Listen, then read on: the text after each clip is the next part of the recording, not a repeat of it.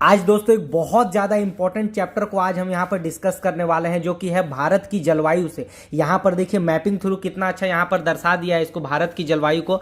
और इस चैप्टर का बहुत ही अच्छे से जो है हमने नोट्स क्रिएट किया है, तो इसको आप पढ़ करके एक बहुत अच्छे मेंस लेवल का और प्री लेवल का आप अपना तैयारी भी कर सकते हैं। ठीक है, बहुत बेसिक से बनाया है और एंड में यहाँ पर मैंने इसको दर्शा भी दिया है भारत की जलवायु को, यहाँ पर कहाँ किस प्रकार की पाई जाती है, और इसका मैंने शॉर्ट यहाँ पर नोट्स भी बना दिया है ताकि उसको देख करके आप रिवीजन कर सके। ठीक है, तो ये बहुत इंपॉर्टेंट है। और एक जो बहुत ज्यादा इंपॉर्टेंट है इसमें यहाँ देख सकते हैं कि जलवायु के प्रकार, क्योंकि मैं हमेशा बताता हूं कि मेंस से रिलेटेड मैं बहुत अच्छा कंटेंट लिखता हूं, जो आप अपने मेंस के एग्जाम में अगर लिख देते हैं ना तो बहुत सरल आपको मार्क्स मिलते हैं। जैसे कोई जलवायु को नियंत्रण वाले करने वाले कारक को यहाँ पे लिख दिया है, कितना अच्छा है ना। उसके बाद यहाँ पर जो है चैप्टर को स्टार्ट किया हमने। तो वीडियो पसंद आती है तो सब्सक्राइब जरूर कर लेना, क्योंकि आपके लिए हम हमेशा हेल्पफुल कंटेंट लेकर के आते रहते हैं। तो चलिए वीडियो को स्टार्ट करते हैं। तो ये हमारा चैप्टर 9 है, जलवायु है। यूपीएससी और पीसीएस दोनों के लिए हेल्पफुल है ना। पहले समझो कि जलवायु क्या है। तो जलवायु हो गया आपका तापमान हो गया, वेगों का अध्ययन हो गया, वायुमंडलीय दबाव हो गया और पवनों की दिशा, है ना।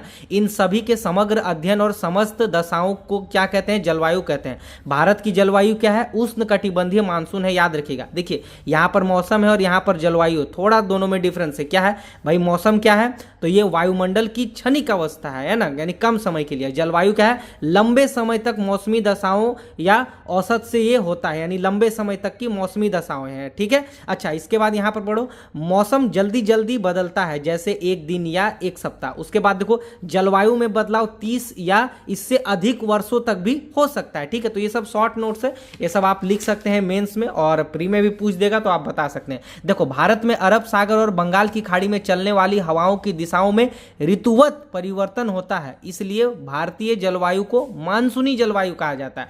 ये सब तो इंटरव्यू में भी पूछ सकता है, और कहीं ना कहीं ये प्री में भी फैक्ट, ये आपके विश्लेषण में आ सकता है, या तो आपको मेंस में भी आप इसको बता सकते हैं। ठीक है, अच्छा वेरी वेरी इंपॉर्टेंट है, ये बहुत ज्यादा इंपॉर्टेंट। अगर जलवायु से क्वेश्चन पूछता है तो अगर पूछ दिया, क्योंकि देखो आप हर साल जा करके देखो ना, आपके जीएस पेपर में देखो या ऑप्शनल में देखो या किसी में भी देखो, आपका जलवायु एक ऐसा चैप्टर है ना, क्लाइमेट, हर साल इससे मेंस में 1-2 क्वेश्चन पूछे जाते हैं। तो क्यों ना भाई इसको अच्छे से पढ़ ही लिया जाए।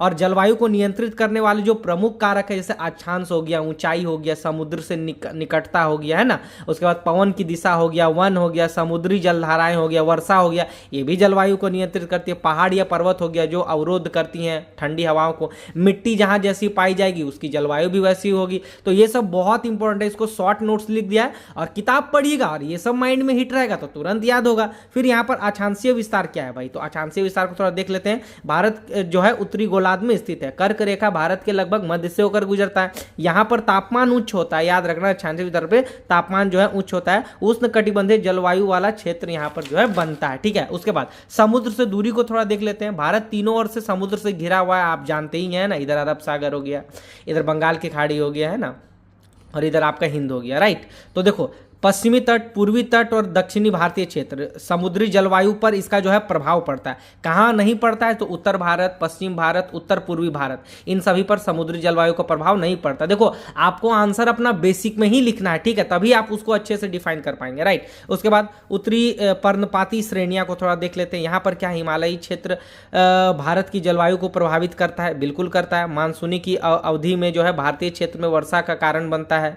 शीत ऋतु में तिब्बती क्षेत्र से आने वाली अत्यंत ठंडी हवाओं को रोक करके भारत की रक्षा करता है, वो ठंडा हवा वाला। ठीक है, तो यही सब आसान वर्ड आपको मेंस में लिखना है। ऐसा नहीं कि आप एकदम एडवांस लिख करके चलाएंगे और आपको मार्क्स नहीं, आपको आसान शब्दों में ऐसे लिखना है। मानसूनी हवाएं क्या है, तो भारतीय जलवायु को प्रभावित करती है। ये हवाओं में आर्द्रता की मात्रा होती है, हवाओं की दिशा और एवं गति ये जो है होती है। ठीक है, अच्छा भू आकृति को थोड़ा देख लेते हैं। तो जैसे कि भू आकृति में क्या क्या आ जाएगा, यहाँ पर जैसे पर्वत, पठार, रेगिस्तान और मैदान आ जाएगा। भू आकृतिक संरचना भारत की जलवायु को प्रभावित करते हैं। ठीक है, एग्जाम्पल के तौर पे कम वर्षा यहाँ पर होता है, अरावली क्षेत्र हो गया, पश्चिमी भाग हो गया, और पश्चिमी घाट का पूर्वी भाग, यहाँ पर जो है कम वर्षा होती है। ठीक है, अच्छा जेट स्ट्रीम, इसको देख लो, बहुत इंपॉर्टेंट है। ये जो है पश्चिम से पूर्व की ओर चलती है, ऐसे आप देख लो भारत में जेट स्ट्रीम पश्चिम से पूर्व।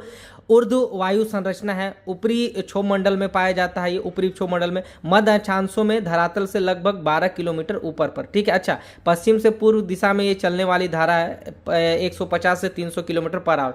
प्रीलिम्स के लिए अच्छा है। बाकी ये तो शॉर्ट नोट्स है, किताब तो आपको पढ़ना ही है, ऐसा नोट्स कि तुरंत माइंड में वो पढ़ा हुआ हिट करे, ठीक है, राइट। अब क्षोभ मंडल, अब इसको तो हम विस्तार नहीं करेंगे ना, इसको आपको पढ़ना पड़ेगा, बस उसकी संरचना बताइए, है ना। अब उसके बाद देखो उष्णकटिबंधीय चक्रवात और पश्चिमी विक्षोभ क्या है, तो ये क्या है, उष्णकटिबंधीय चक्रवात का निर्माण जो है बंगाल की खाड़ी और अरब सागर में होता है। प्रायद्वीपीय भारत के एक बड़े भूभाग में इसको जो है प्रभावित होता है ये जो है ना उष्णकटिबंधीय चक्रवात, पश्चिमी विक्षोभ जो है। अच्छा, दक्षिणी दोलन देख लो क्या है ना।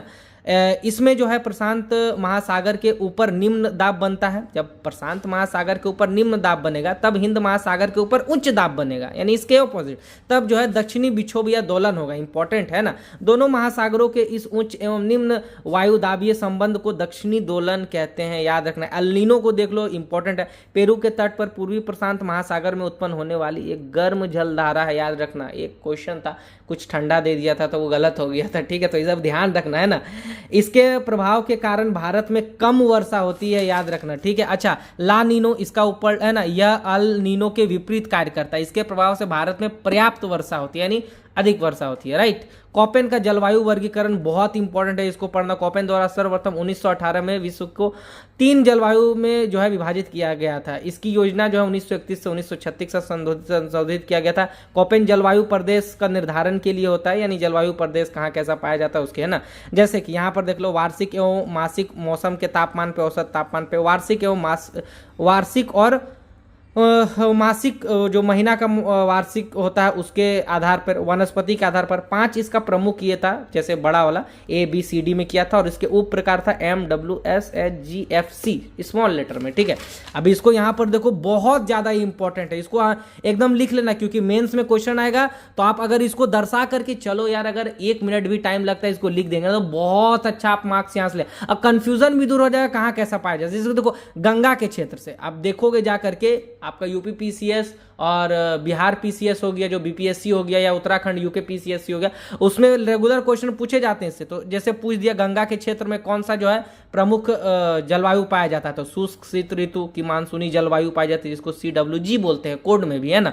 अच्छा, उसी प्रकार यहाँ उत्तर की तरफ देख सकते हैं, जैसे ध्रुवीय तुल्य जलवायु पाई जाती है, जम्मू कश्मीर हो गया, और थोड़ा सा आपका यहाँ पर हिमाचल प्रदेश हो गया। फिर यहाँ पर देखो उत्तराखंड के उत्तरी साइड में, यहाँ पर देख लो उत्तर पश्चिम साइड में से टुंड्रा तुल्य जलवायु पाई जाती है, इसका कोड भी जैसे ET हो गया, ये सब। जैसे यहाँ पर देखो पूर्व की तरफ तो लघु ग्रीष्म युक्त शीत आर्द्र जलवायु पाई जाती है। जैसे राजस्थान का कुछ क्षेत्र में उष्ण मरुस्थलीय जलवायु, इसका कोड भी यहाँ पर देख सकते हैं, BWHW करके इसका कोड है। स्टेपी जैसे कि पंजाब और थोड़ा सा हरियाणा के साइड BSHW प्रकार की जलवायु। फिर यहाँ पर सबसे इंपॉर्टेंट जो प्रायद्वीपीय भारत में अगर आपको पूछ दिया तो तीनों का आप बता सकते हैं, जैसे कि यहाँ पर देख लो आर्द्र शुष्क स्टेपी जलवायु, उसके बाद यहाँ पर नीचे साइड जो है लघु शुष्क ऋतु वाली मानसून जलवायु, फिर यहाँ पर शुष्क ग्रीष्म ऋतु वाली आर्द्र शुष्क मानसूनी जलवायु, मानसूनी प्रकार की यहाँ पर जलवायु जो प्रमुख है। फिर यहाँ पर मध्य साइड थोड़ा सा इधर तटीय साइड में जैसे उष्ण कटिबंधीय सवाना जलवायु टाइप की यहाँ पर पाई जाती है। तो ये सब कितना अच्छा यहाँ पर आप बना करके याद करके लिख सकते हैं, और माइंड में याद भी रहेगा और कंफ्यूजन भी यहाँ से दूर हो जाएगा, ठीक है। फिर यहाँ पर आप देख सकते हैं जलवायु के प्रकार, संकेत और कहाँ किस प्रकार की पाई जाती है, उसको सारणी में भी यहाँ पे लिख दिया। जैसे लघु शुष्क ऋतु जलवायु AMW कोड लिख दिया, गोवा के दक्षिणी और भारत के पश्चिमी तट पर। ग्रीष्म ऋतु जलवायु तमिलनाडु कोरोमंडल के तट पर, उष्ण कटिबंधीय सवाना कर्क रेखा के दक्षिण में प्रायद्वीपीय पठार के अधिकांश भाग तक। तो ये आपका प्रीलिम्स में भी पूछा जा सकता है। अर्ध शुष्क स्टेपी जलवायु जैसे उत्तर पश्चिम गुजरात, पश्चिमी राजस्थान और पंजाब के कुछ भाग में, है ना। उसके बाद गर्म मरुस्थलीय शुष्क ऋतु की मानसूनी जलवायु CWG हो गया, गंगा का मैदान हो गया, पूर्वी राजस्थान, उत्तरी मध्य प्रदेश, उत्तर पूर्वी भारत अधिकांश क्षेत्र में। उसी प्रकार आप देख सकते हैं अरुणाचल प्रदेश में जो लघु ग्रीष्म, उसके बाद ध्रुवीय प्रकार का जम्मू कश्मीर, हिमाचल प्रदेश और उत्तराखंड के। उसके बाद इसके कोड को भी कुछ यहाँ पर लिख दिया है, तो आप इसको देख सकते हैं ना। तो जैसे कि S जो अर्ध मरुस्थल हो गया, W को, स्मॉल W को जैसे इस प्रकार में मरुस्थल बोलते हैं, F को जहाँ पर्याप्त वर्षा होता है, M जैसे शुष्क मानसून होते हुए भी वर्षा होता है, H स्मॉल H जैसे शुष्क और गर्म जैसे हो गया, C जैसे 4 महीने से कम अवधि में मौसम तापमान 10 डिग्री से अधिक, ठीक है। G हो गया गंगा का मैदान हो गया। तो इसको आप कोड में भी लिख सकते हैं, बाकी इसको आप अच्छे से रिविजन कर लीजिएगा, बहुत हेल्पफुल कंटेंट है ये मेंस और प्री दोनों के लिए। तो इस प्रकार के नोट्स बनाइए जो आपके माइंड माइंड में तुरंत याद हो, ज़्यादा लेंदी ना हो, ठीक है। बाकी हैंड रिटन नोट्स के लिए आप हमारे टेलीग्राम ग्रुप में भी ऐड हो सकते हैं, बहुत ही कम प्राइस में बहुत अच्छा ग्रुप बना दिया है। तो कमेंट सेक्शन में नंबर है, मैसेज कर दीजिएगा। बाकी नोट्स कैसा लगा आपको कमेंट सेक्शन में बताइए। एंड मिलते हैं दोस्तों नेक्स्ट वीडियो में। और यार सब्सक्राइब कर लेना, बहुत मेहनत लगती है इस प्रकार की नोट्स बनाने में और आपको समझाने में। तो मिलते हैं दोस्तों नेक्स्ट वीडियो।